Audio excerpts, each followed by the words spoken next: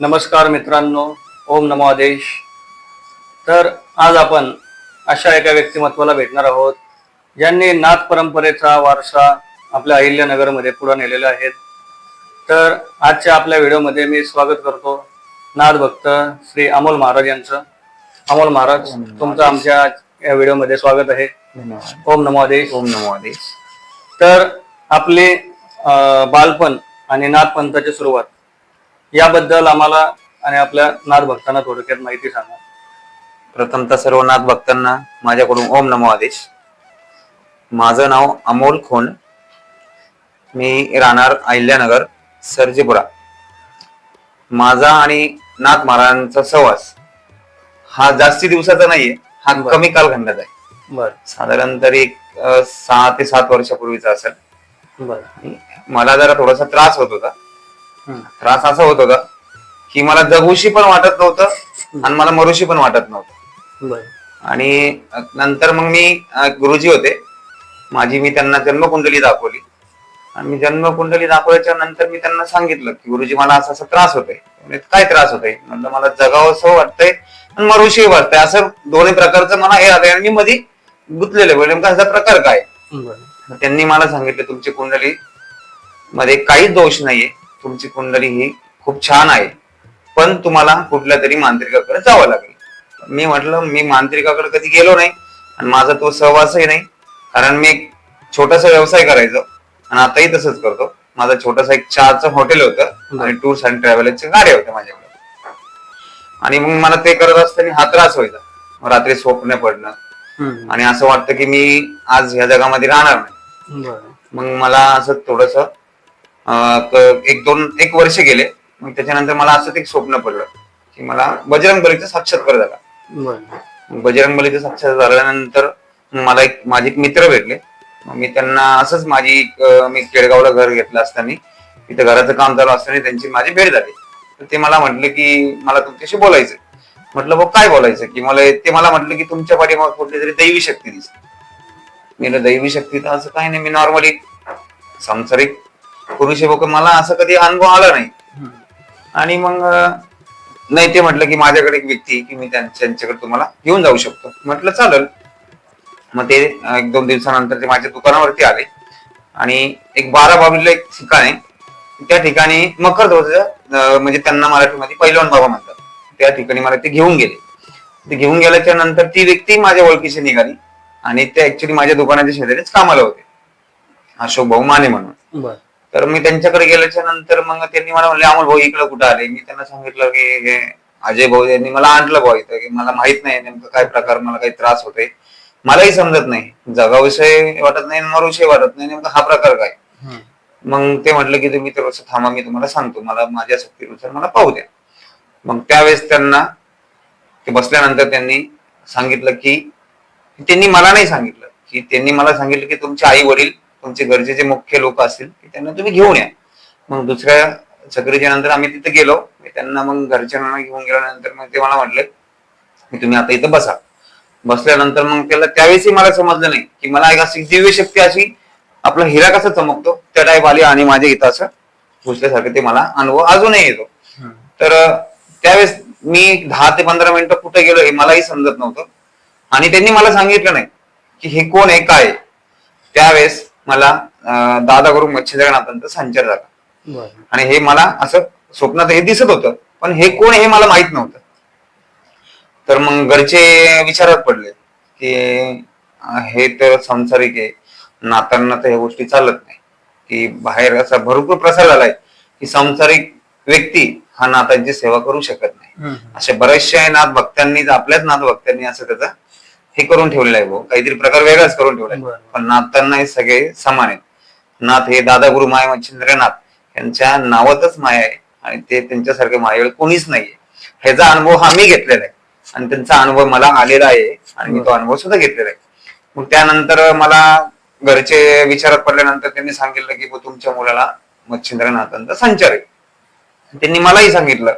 मग मी थोडस विचारात पडलो की मी म्हटलं बडे बाबांचा जर संचार मला आलाय, पण असं मी असं काय केलं असेल की मी असं कुठलं चांगलं कर्म तर माझं चांगलंच आहे. लहानपणापासून माझी सेवा होती आणि बाबांची सेवा ही कमी काळामध्ये आली मला. दैवी दैवत आपल्या हिंदू धर्मानुसार आपले जे कुलदैवत आहे, खंडोबा झालं, तुळजापूरची आई झालं, यांची आपली सेवा कंटिन्यू चालू होती पिढीनापार घरानंतर. आणि आमच्या घरामध्ये पिढीनापार एक सय्यद बाबांची दर्गा आहे. तिथं आमचा पहिले वाडा होता सर्जेपुरामध्ये, पारणे गल्लीमध्ये. आणि तिथं आमचे जे काही भाऊबंद होते किंवा आमचे जे जुने काही पूर्वज होते, त्यांना आमचे आजोबा पैलवान असताना कुस्ती कॉन्ट्रॅक्टर होते, पण ह्या लोकांना ते बाबांची सेवा माहीत नव्हती. आणि मग हे ते आता त्यांच्या युगात सोडून ते आमच्याकडे असं थोडंसं प्राप्त झाल्यासारखं हे मलाही वाटत होतं. मी पण सेवा करायचो गुरुवारी शुक्रवारी, त्यांना शेरा वगैरे घालणं वगैरे. मग ह्या माध्यमातून मला थोडीशी शक्ती मिळत गेली. आणि आमच्या काही घरातल्या जुन्या लोकांनी की तिथं वाडाच्या नंतर तिथं अपार्टमेंट बांधलं आणि त्यांची जी जागा होती मूळ, त्यांचा जो आस्थाना होता, त्यांना त्या जागेतनं हलवलं. आणि ते हलवल्याच्या नंतर आमचं हे खून घराणं होतं, ह्याचा सगळा तो घराचा जो वासा होता, जो पाया होता, तो सगळा सरकून गेला. मग घरात अचानक कोणाचा मृत्यू होणं, कोणाच्या तरी काहीतरी ऍक्सिडेंट होणं, काहीतरी आपशकून काहीतरी गोष्टी करणं. मग याचं आकलन एक दिवशी मी केलं की म्हटलं देवा, आम्ही असं कोणाचं वाईट केलं की आमच्या घरात अशा अपशकून गोष्टी घडत आहेत. मग त्या देवाने असं मी ध्यानात बसल्याच्या नंतर मला त्यांनी दाखवलं की मी तुमच्या सोबत आहे, पण तुम्ही मला विसरले. म्हटलं बाबा असं काय विसरलं मी, तुम्ही कोण? पण त्यांनी नावानिशी सांगितलं की मी तुमच्या खानदानातून आलेला आहे, मी तुमची खानदान माझ्या पहिल्यापासून माझी सेवा करत होते, पण कालांतराने तुमच्यात काही असल्याने काही ते लोक मला विसरले. म्हटलं बरं ठीक आहे बाबा, मी तुमची सेवा करेन, तुम्ही मला दाखवा. मग त्यांनी मला काही साक्षात्कार दाखवले आणि त्या साक्षात्कारातून आमचं घर पूर्ण असं बसलं होतं. म्हणजे बसलं म्हणजे घरात 1 रुपया टिकत नव्हता, खाण्याचे सुद्धा हाल होत होते. आणि आमच्या चौकामध्ये, सर्जेपुरा चौकामध्ये जुडं हॉटेल होतं, चहाचं हॉटेल, गणेश टी सेंटर. तिथं आमचे वडील वगैरे, काका वगैरे हे सगळं सांभाळायचे. पण कालांतराने त्याच्यानंतर हॉटेल होतं तिथपर्यंत ठीक होतं, पण 1999 ते 2000 साली तो वाडा होता तो पाडला आणि तिथं जी बाबांची दर्गा होती, ती बाबांची दर्गा तिथून हटवली गेली. आता हे हटवली गेल्याच्या नंतर त्यावेळेस मी लहान होतो, मला काही समजत नव्हतं. तर मग त्याच्यानंतरही मी असा विचार करत गेलो की यार आपले पहिले दिवस तर खूप चांगले होते आणि हे वाईट दिवस आले कसं काय. मग मला माझी 10वी झाली. 10वी झाल्याच्या नंतर मी आमची तिथे एक कृष्णा दूधची डेअरी होती, विजय काळे यांची, तिथं बाळू काका म्हणून होते प्रोपायटर, ते पण. आणि मग 10वी झाल्याच्या नंतर मी म्हणलो कुठं फिरायचं नाही आपल्याला, आपण वायपर कुठं फिरू नये, कारण सिटीत राहणं म्हणजे हे बडी मुश्किलचं असतं. आणि वायपर मग मुलांसंग कुठेतरी फिरणं, मग काहीतरी वाईट नाद लागणं वगैरे असे पण माझ्या डोक्यात विचारत होते. मला मग आपण तिथं काहीतरी काम करू. मग तिथं पहाटे 3 वाजता उठायचो मी. तिथं दुधाचे कॅरेट, दुधाच्या पिशव्या यायच्या, त्या दुधाच्या पिशव्या आम्ही गाडीतनं खाली करायचो. आणि ते खाली करत असताना मला 1-2 वर्ष झाले, माझे 10वी झाल्यानंतर मी म्हणलो कुठंतरी आपल्याला काहीतरी थोडस वळण लागावं म्हणून आपण तिथं काम करत होतो. मग त्याच्यानंतर मी हे युग शून्यातून निर्माण करत करत ते बाबांची सेवा केली. ते बाबांची सेवा करत असताना मला बडे बाबांचा साक्षात्कार झाला. हा, बडे बाबांचा साक्षात्कार असा झाला की हाच 2020 मध्ये लॉकडाऊन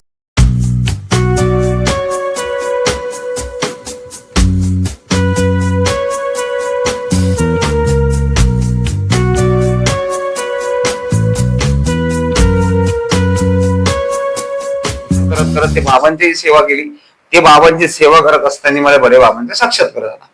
हा, बडे बाबांचा साक्षात्कार असा झाला की हाच 2020 मध्ये लॉकडाऊनच्या पिरियड मध्ये की मला असं स्वप्न परत गेलं की मला असं त्रास होतोय. मग ज्यावेळेस ते मी ज्यावेळेस 12 बावीला गेलो अशोक भाऊ त्यांच्या मानेकडे, त्यांच्याकडं मकरध्वज बजरंगबली आहेत, त्यांचा मुलगा आहे मकरध्वज. हे बरेचशा लोकांना माहित नाही मकरध्वज म्हणजे काय. आणि मकरध्वज हे असे होते की बजरंगबलीचा मुलगा हा मगरीच्या पोटात त्यांनी दूध पिलेले, हे घामातून त्यांची उत्पत्ती झालेली. बरोबर, मकरध्वजांचा जो उत्पत्ती झाली आहे मकरध्वजांची, की घामातून त्यांची उत्पत्ती झाली.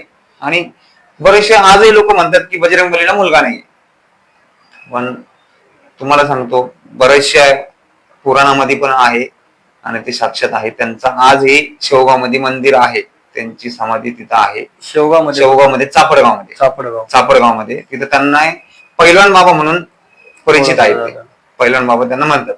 मग ते अशोक भाऊंकडे गेल्याच्या नंतर त्यांनी मला सांगितलं असं साहेब मला तिथं थोडस फरक पडत गेला. माझं जी चिडचिड व्हायची, जे मला त्रास व्हायचा, जे मला आत्महत्या करूशी वाटायचं, कमी ज्यावेळेस बाबा आल्यानंतर बाबांनी दाखवून दिलं की बाबांचं म्हणणं होतं की जोपर्यंत मी येत नाही तोपर्यंत याला काही, आणि हे बाबांचं चमत्कार होतं, बडे बाबांचा चमत्कार होता की भाऊ याला दाखवायचं कसं.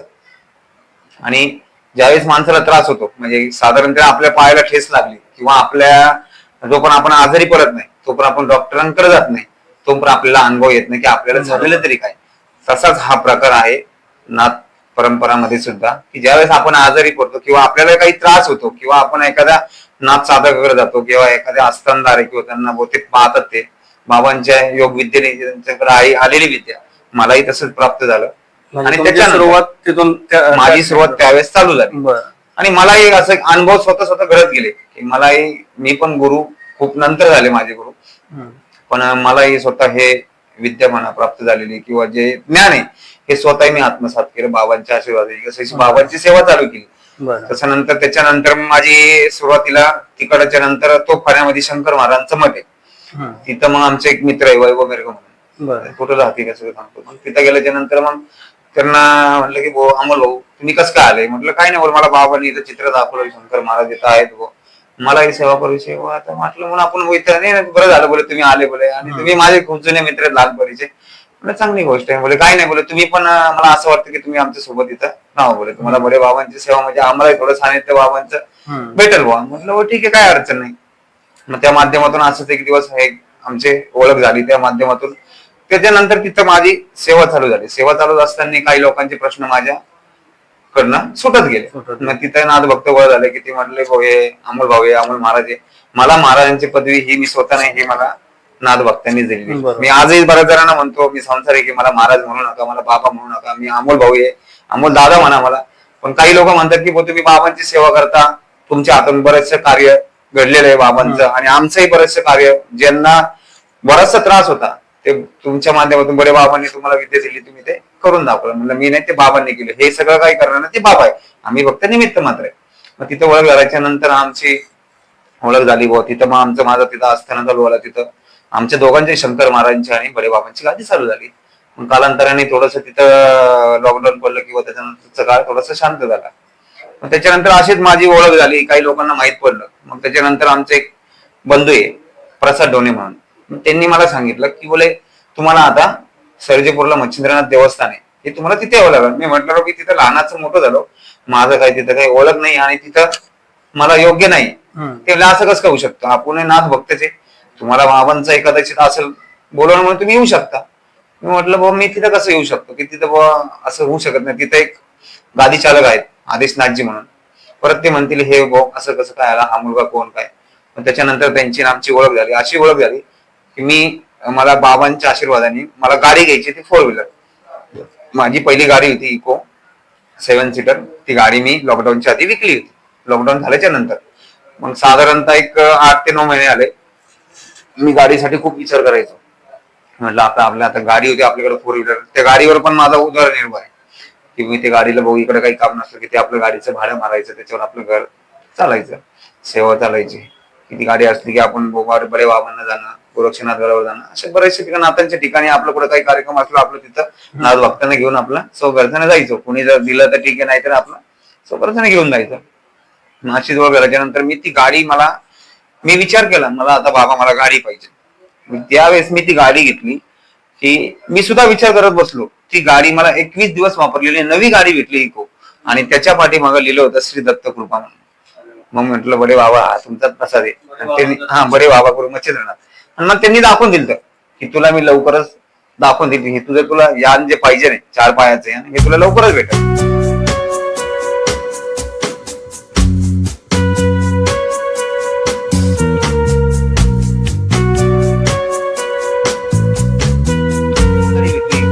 आणि त्याच्या पाठीमागं लिहिलं होतं श्री दत्त कृपा म्हणून.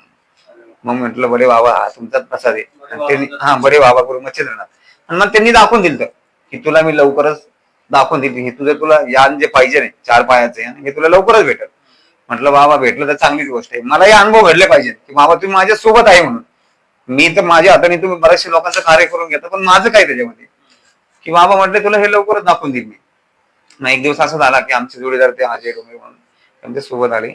मग आम्ही गाडीचे मालक होते जामखेडला, जामखेडला हलगावचे होते. मग आमचे तेच अशोक भाऊ म्हणून होते. त्यांनी मला सांगितलं की गाडी आलेली, ती गाडी तुम्हाला घ्यायची का? म्हटलं योग्य असेल, आपली किंमत जे ठरली आपण ते घेऊ.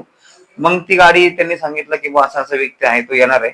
मग म्हटलं त्यांचा नंबर द्या. मग त्यांना नंबर फोन केला. मग त्यांना सांगितलं की, मग ते बोलले मी पण तुमच्याकडे येत, तुम्ही का आमच्याकडे येऊ नका, मी पण तुमच्याकडे येत नाही. मग जामखेड आणि नगरच्या मध्ये आम्ही ह्याला गेलो, कड्याला गेलो. मग ते कड्यामध्ये आले, आम्ही तिथे गाडी वगैरे पाहिली. मला जसं बाबांनी दाखवलं होतं ते गाडीचे चित्रही तसंच, बरोबर गाडीचा कलरही तसंच मला दाखवला, सेम तसंच मला दिसलं. साक्षात्कार म्हणजे मला जे असं त्यांनी दाखवलं होतं स्वप्नामध्ये पण तसंच घडत गेलं. मग त्यावेळेस फक्त 5,000 रुपये सौदा आमचा खराब झाला. मग आम्ही, आणि माझी पण त्याच्यानंतर आम्ही जालिंदर नाथाला जायचं होतं. आमचा जोडीदार अजय म्हणून, तो पण बिचारा सुरुवातीपासून माझ्या सोबतच आहे. आणि आम्ही गेल्याच्या नंतर तो म्हटलं बाबा आपल्याला जालिंदर गडावर जायचं, आता व्यवहार हुआ अगर नाही हो, पण आपल्याला जायचं. म्हटलं चांगली गोष्ट आहे. त्यालाही बाबांनी, त्यांनी कानिपनाथ बाबांची सेवा मागितली होती बडे बाबांना, पण बडे बाबांनी त्याला गुरु समान, भावाच्या गुरु नात्याने त्याला जालिंदरनाथ बाबांची त्यांना सेवा दिली. मग तो पण खुश झाला. मग तो म्हणला बाबा चला आपलं आता आपल्या बाबांना जायचं. मग आम्ही ज्यावेळेस तिथे गेल्याच्या नंतर आम्हाला काही माहितच नव्हतं रस्ता वगैरे काय, रात्री झालेली, थंडीचे दिवस होते. आणि आता म्हटलं बघ आता रात्री टू व्हीलर, आणि त्यावेळेस आम्ही टू व्हीलर वरती गेलो. तिथं आलो, आपल्याकडे ओळख नाही, तर मोबाईलला रेंज नाही, काही नाही. मग आम्हाला ज्यावेळेस आम्ही तिथे गेलो विचारत ज्यावेळेस येवलवाडीला घुसत असताना तरी गणपतीचं मंदिर आहे, त्यावेळेस आपण नवीन बीड हायवेने जातो, तिथून येवलवाडीला आतमध्ये एक रोड जातो. तिथून गेल्याच्या नंतर गणपतीचं मंदिर, तिथं आम्ही थांबलो. थांबल्याच्या नंतर आम्ही बरेचसे वाट बघितले, आता कोणीतरी येईल, आपण विचारावं की इतर येवलवाडीचं बाबा जालिंदर नाथांची समाधी इथंच आहे का.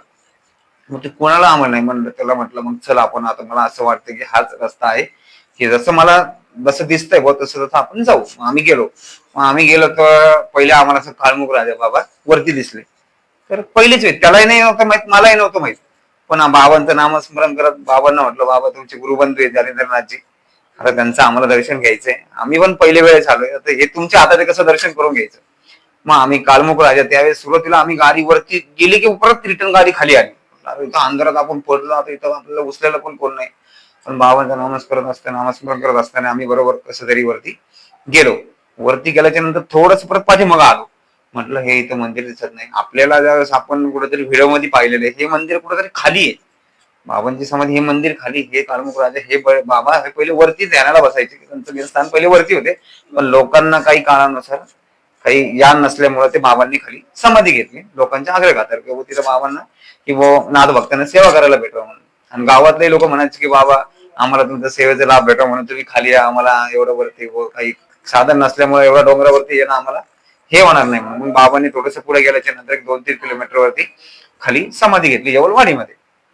मग आम्ही तिथं गेल्याच्या नंतर, आणि त्यावेळेस योग असं झालं की आम्ही गेल्याच्या त्यावेळेस रोज रात्री बरोबर 7:15 का 7:30 बाबांची आरती होती. पण त्यावेळेस कमीत कमी 20 ते 25 मिनिटं या आरती उशिराने चालू झाली. आम्ही गेलो तिथं आणि आरती चालू झाली. मग आरती चालू आहे, आम्ही ज्यावेळेस इथून निघताना आम्ही विचार करत होतो की बाबा आम्ही तुमच्या दरबारात पहिली वेळेस येतोय, की बाबा आम्हाला याचा काहीतरी लाभ आम्हाला झाला पाहिजे किंवा साक्षात्कार काहीतरी झाला पाहिजे. पण गेल्याच्या नंतर तिथं आम्हाला असं कळालं की आज काही समजलंच नाही की आरती आज एवढा उशिरा का वर आली आपली, पण 10 ते 15 मिनिटं. मग तिथलं एक बाबा होते, त्यांना आम्ही विचारलं, बिचारे अपंग होते ते, पण जालिंदरनाथ बाबाचे सेवेकरी होते.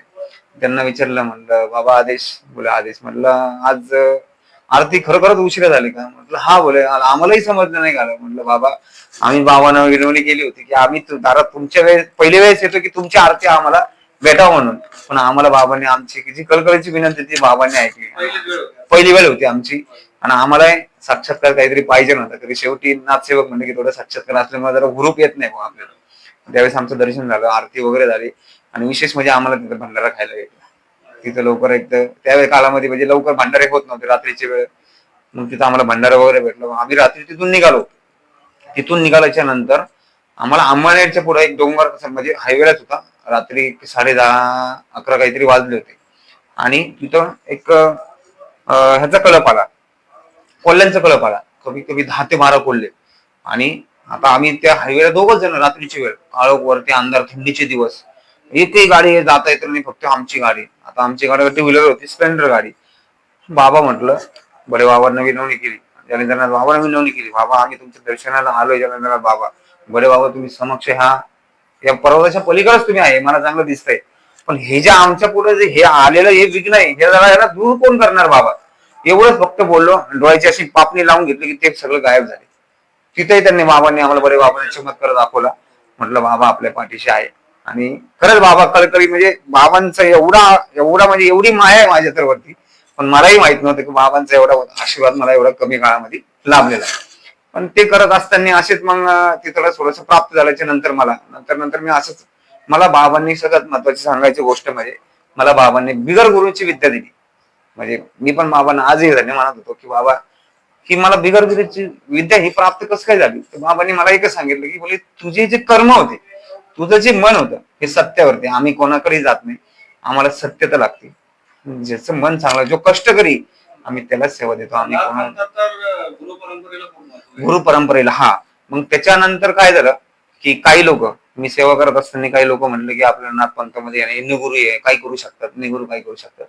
मग त्याच्यानंतर आमचे एक जोडीदार आहे, त्या दिवशी होती गुरुपौर्णिमा. गुरुपौर्णिमाला मग मी काय केलं, म्हणलं आज बाहेर जिथं पडत जे पण आपल्याला कुठं काही नेईल की आपण त्यांना गुरु करणार. मग आमचे एक जोडीदार आले प्रसाद म्हणून. मग त्यांनी मला सांगितलं बोले महाराज आपल्याला जायचं. म्हणलं कुठं जायचं, बोले चला बोलले तुम्हाला एका ठिकाणी नेतो. म्हणजे चालेल. मग आम्हाला त्यांनी काय केलं, गुरु गेंटनाथजी, योगी संगमनाथजी, मला त्यांनी योगी संगमनाथजी त्यांच्याकडे नेलं. मला तिथे म्हणलं मी म्हणलं हेच आपले गुरु. मग त्यांना सांगितलं नाथजी मला गुरु दीक्षा घ्यायची. ते म्हणले काहीच हरकत नाही, तुम्ही सांगा कधी घ्यायची. म्हणलं नाथजी मला आजच गुरु केले. आणि काही लोक शेवटी नाथ परंपरामध्ये गुरु शिवाय ज्ञान नाही. आणि सत्यता आहे, गुरु बिना तो काही हाईच नाही जगामध्ये. शेवटी गुरु तो गुरुच असतो. आणि नाथ पंथामध्ये गुरुला खूप मोठं स्थान आहे. तसं बडे बाबांनी गोरक्षनाथांना एवढा विद्या शिकवल्या की त्यांचं एवढं प्रेम होतं. ज्यावेळेस बडे बाबा श्री राज्यात गेले होते, आज त्यांनी श्रीवेश धारण केला आणि त्यांना ते श्री गुरु भेटण्यासाठी आणि गुरूंना त्यांना तिथनं आणायचं होतं. कारण गुरु हे त्यांना माहित होतं की गुरु आता तिथून काही येणार नाही. पण त्यांच्या योगमानुसार त्यांच्या इच्छेनुसार त्यांनी जी विनवणी केली गुरुंना त्यांनी तिथून आणून दाखवला. आणि श्री राज्यात हे कुणी जाऊ शकत नव्हतं, कारण तिथं बसल्यानंतर तिथं त्या विशीवरती जिथं त्यावेळेस वानर हे होते किंवा कोणी होते ते भोग केलं की ते जळून जायचं.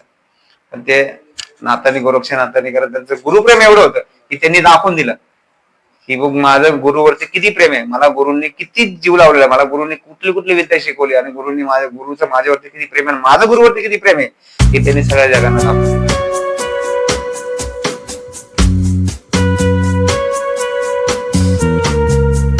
त्या विशीवरती जिथं त्यावेळेस वानर हे होते किंवा कोणी होते ते भोग केलं की ते जळून जायचं. पण ते नाथांनी गोरक्षनाथांनी करत त्यांचं गुरुप्रेम एवढं होतं की त्यांनी दाखवून दिलं की बघ माझं गुरुवरती किती प्रेम आहे, मला गुरुंनी किती जीव लावलेला, मला गुरुंनी कुठली कुठली विद्या शिकवली आणि गुरुंनी गुरुचं माझ्यावरती किती प्रेम आहे, माझं गुरुवरती किती प्रेम आहे हे त्यांनी सगळ्या जगांना दाखवून दिलं. अजून एक विचारायचं, नाथ पंथात आल्यानंतर तुम्हाला असे काही अनुभव वगैरे काही आले? बरेचसे अनुभव आले. मी आता जी माहिती सांगितली, एखादा अनुभव माझा अनुभव असा झाला की माझा त्याच वेळेस ऍक्सिडेंट झाला होता. ऍक्सिडेंट असं झाला होता की माझा एक मोठा मुलगा होता विराज, आम्ही मोठा देवीला गेलो होतो, नवरात्रीचे दिवस होते. त्यावेळेस म्हणजे मी नाथ सेवा माझी काहीच नव्हती, माझं चहाचं हॉटेल होतं, मला फक्त जाऊन लवकर दुकानावरती यायचं होतं. त्यावेळेस माझी नवी गाडी होती ऍक्सेस, मी त्यावेळेस ती घेतली होती आणि म्हटलं लवकर जाऊन आपलं सकाळी लवकर दुकानावरती यावं आणि 8:30 वाजता आपलं दुकान उघडा. आम्ही पाठच गेलो होतो. ज्यावेळेस आमची मंडळी गाडी चालवत होती आणि मी माझ्या मोठ्या मुलाला घेऊन असं पाठीमागे बसलो होतो. आणि जवळजवळ मला चांगलं आठवतं, निवडुंगाच्या तिथं एक 3 व्हीलर टॅगो रिक्षा आली, त्याला काहीतरी सीट भेटलं म्हणून डाव्या साईडला तो अचानक तिने असं गाडी थांबवली आणि ते अचानक गाडी थांबवल्याच्या नंतर आमची मंडळी जरा थोडीशी वायवल झाली. त्यावेळेस ती 3 व्हीलर थांबल्याच्या नंतर आमची गाडी त्यांना धडकली. आमची मंडळी गाडी धडकत असताना आम्हाला काही समजलंच नाही. पण मलाही त्यावेळेस असा अनुभव आला की मला आणि माझ्या मुलाला आणि मिसेसला असं कुणीतरी उचलून आपल्या साईडला लावलं. इतका भीषण अपघात होणार होता त्या दिवशी. पण आई मोठ्या देवीच्या कृपेने, बाबा बडे बाबा गुरु मच्छिंद्रनाथाच्या आशीर्वादाने आणि बाबा कानिपनाथाच्या आशीर्वादाने हाय त्यांनी आम्हाला आज्यात असं झेललं. आणि माझ्या पायाला फक्त आणि फक्त थोडस फक्त खरचटलं होतं आणि माझ्या मुलाला काहीच लागलं नाही, खरचटलं पण नाही. आणि त्यावेळेस मी त्याच्या आधी एक 7 ते 8 वर्षापूर्वी मी वैष्णोदेवीला गेलो होतो, माता शेरावरीला. मी तिथनं एक वाघा बॉर्डर, आपली जी भारत पाकिस्तान बॉर्डर आहे, तिथनं एक मी ती शाल आणली होती 100 रुपयाला. त्या शालीमध्ये माझा मुलगा गुंडाळलेला होता आणि तो आज्या तसा त्या रस्त्याच्या कडेला शेती होती, त्या शेतीत जाऊन पडला. बरं. आणि माझ्या पाठीमागे असे 2 टँकर होते. ते टँकर वाल्यांनी सुद्धा थांबल्याच्या नंतर ते बोले आम्हालाही गाडी कंट्रोल नाही, पण आम्हालाही समजलं नाही की आमची गाडी कशी कंट्रोल झाली. त्यावेळेस त्यांनी उतरलं आणि आम्हाला पाणी दिलं.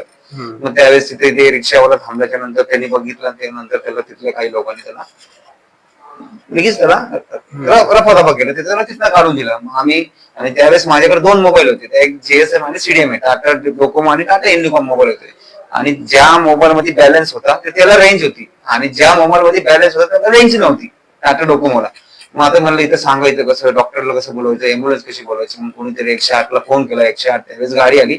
108 ने आम्हाला पाथर्डी नेलं. पाथर्डीवाल्याने अमरानगरच्या सिव्हिलमध्ये पाठवलं. मग पाठवल्याच्या नंतर तिथं आम्हाला त्या अँब्युलन्स वाल्याने मध्ये रस्ता सोडून दिला. मग त्याही तिथे मी काही लोकांना तिथं सामाजिक कार्यकर्ते आमचे, मी पण सामाजिक कार्य करत होतो. माझंही पहिल्यापासून लहानपणापासून गणपती बाप्पाची सगळ्यात महत्वाचं सांगायचं म्हणजे गणपती बाप्पाची माझी सेवा होती. आणि त्या सेवेतच मला ही नाथ सेवा भेटलेली आहे. हेच माझा असा अनुभव आहे. आणि बरेचसे असे अनुभव आहेत, सांगायला गेलं तर हे रात्र पण नाही पुरायची. म्हणजे थोडक्यात नाथ बाबांनी तुमची परीक्षा पण घेतली आणि तुम्हाला त्या परीक्षेतून परीक्षेत पण वाचवलं. आणि माझ्या मुलाचा जन्मही त्यावेळेस असं पुनर्जन्म झाला माझ्या मोठ्या मुलाचा. आणि माझा 2 नंबरचा मुलगा शंभू. आम्हाला हे माहित नव्हतं की ज्यावेळेस रविवार होता 6 तारखेला आणि 7 तारखेला सोमवार होता, ज्यावेळेस मी बाबांच्या दर्शनाला गेलो बरे बाबांच्या सावर गावाला, त्यावेळेस तिथे ते वाघ सुटले होते बघा, बिबट्या सुटले होते. ते गावातले लोक मंदिरात तिथले म्हणले जाऊ नका, बोले हा कुठेही तुमच्यावर कधीही तुमच्यावर हमला करू शकतो. मी म्हणलं मी बाबांच्या दारात आलोय, मी बाबांचा सेवक आहे, मी बाबांचा एक मुलगा आहे, छोटासा एक नाथ भक्त आहे, बाबा मला वाचवतील.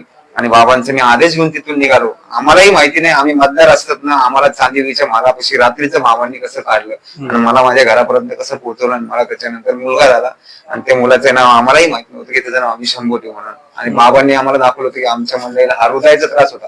बाबांनी बाबांच्या सेवेतनं आमच्या मंडळीला 3दा ह्या जगातनं गेलेलं परत आणलं. हे बाबांचं मी सगळ्यात महत्वाचं म्हणजे चमत्कार म्हणजे हा की चांगल्या भारी भारी डॉक्टरांनी, पुण्याचे डॉक्टर असतील, त्यांनी मला सांगितलं होतं, नगरचे काही खासगी डॉक्टर असतील, त्यांनी मला सांगितलं होतं की हे पेशंट जगू शकत नाही.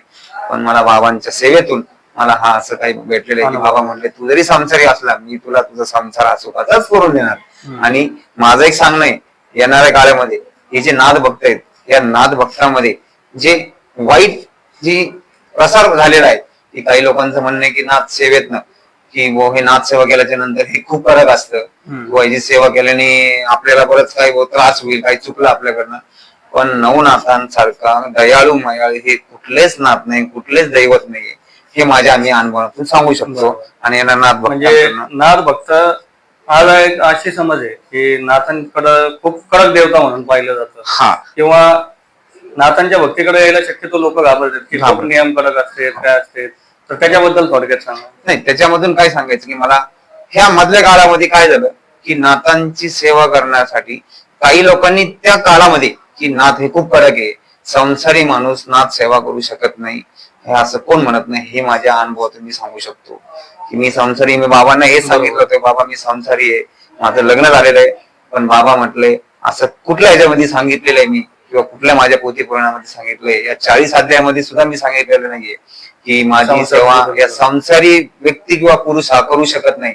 हे मी कुठल्याच याच्यामध्ये सांगितलं नाही. आणि हे माझ्या माध्यमातून मी सांगतो, माझा अनुभव आहे की बाबांचं मी संसारी असताना सुद्धा माझंही आता माझ्या वयाकडे बघून वाटत नाही की मला 2 मुलं आहे, बऱ्याच जणांना वाटत नाही. पण बाबांनी माझा संसार केला, माझ्या मिसेसला, माझ्या घरादाराला बाबांचा खूप मोठा आशीर्वाद आहे. हेच माझ्यासाठी भाग्याची गोष्ट आहे. आणि माझ्या येणाऱ्या नाथ भक्तांना मी हे सांगतो, नाथांसारखं दयाळू कोणीच नाहीये. आणि नाथांची सेवा केल्याने ही कधीच खाली हात बाबा त्यांच्या झोळीतून त्यांना काही ना काही देणार, हा माझा 100% अनुभव आहे.